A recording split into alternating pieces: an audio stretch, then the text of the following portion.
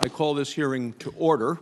There is one change in the agenda. Unfortunately, R.D. James will not be able to join us this morning to testify. In his place to testify is Ryan Fisher, the Principal Deputy Assistant Secretary of the Army for Civil Works and Acting Assistant Secretary of the Army for Civil Works. So, Deputy Assistant Secretary Fisher, welcome. We're glad you could join us today.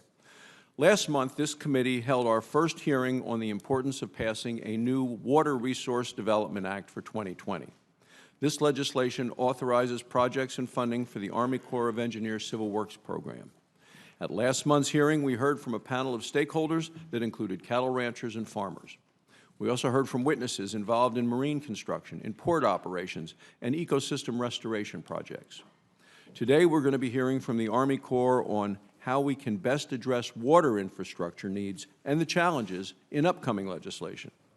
It's also a chance for committee members to conduct oversight into the implementation of programs and projects that were enacted in America's Water Infrastructure Act, which was passed by this committee and signed into law in 2018.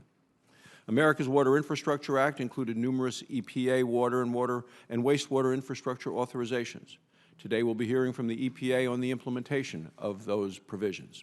This committee has established a tradition of working across the political aisle to pass meaningful water infrastructure legislation every 2 years.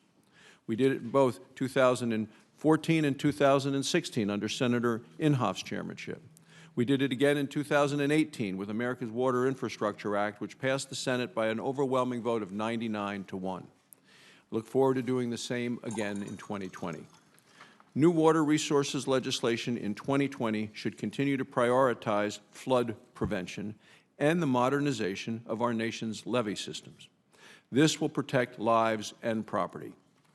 For example, this spring we saw homes and farms and fields across all of Missouri, Mississippi, Arkansas, the river basins destroyed as a result of extreme rainfall and rapid snowmelt. Billions of dollars in economic losses were incurred by America's farmers and homeowners. This bill should also ensure that western states continue to have adequate water supplies. Wyoming is a good example of how critical water supply really is, not only for drinking water, but also for ranching and for farming. As I said in our September hearing, water is the cornerstone of Wyoming's economy. The Army Corps needs to prioritize the implementation of America's Water Infrastructure Act provisions to increase water storage capacity. The provisions will reduce sediment in reservoirs, increasing access to water for western states.